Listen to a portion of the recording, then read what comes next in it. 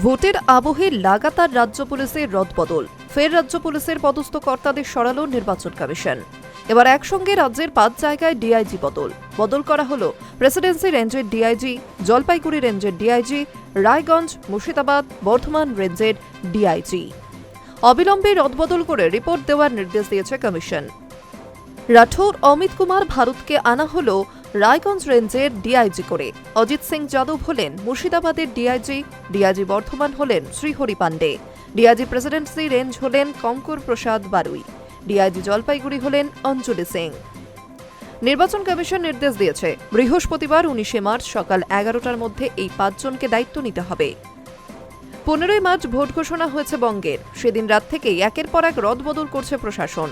15 তারিখ সরানো হয় মুখ্য সচিব, স্বরাষ্ট্র সচিবকে। 16 মার্চ রাজ্য পুলিশের ডিজি, কলকাতা সিপি, এডিজি আইন শৃঙ্খলা, ডিজিকে বদল করা হয় কমিশনের তরফে। 17 মার্চ উত্তরবঙ্গ, দক্ষিণবঙ্গের এডিজি বদল করে কমিশন। 4 জন পুলিশ কমিশনারের বদলি করা হয়।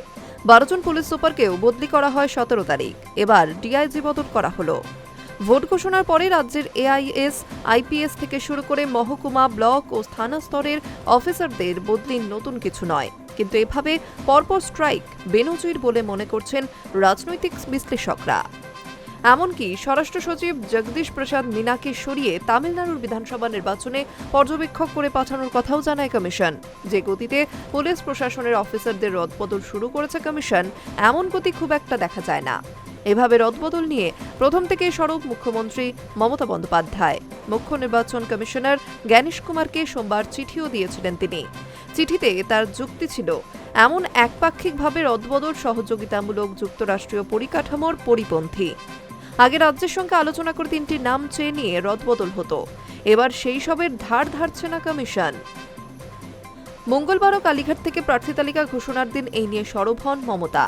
বিজেপি জিততে না পারার ভয়ে এভাবে বদল করে দিচ্ছে বলে তোপ দাগেন তিনি। যদিও বিজেপির রাজ্য সভাপতি শ্রমিক ভট্টাচার্যের বক্তব্য ছিল, নির্বাচন কমিশন সাংবাদিক সম্মেলন করে বলেছে ভয়মুক্ত, রক্তপাতহীন নির্বাচন করাবে, ত্রুটিমুক্ত ভোটার তালিকা রাজ্যবাসীকে উপহার দেবে। এটা তাদের দায়িত্ব, তারা দেখছে। এখানে বিজেপির কোনো যোগ নেই।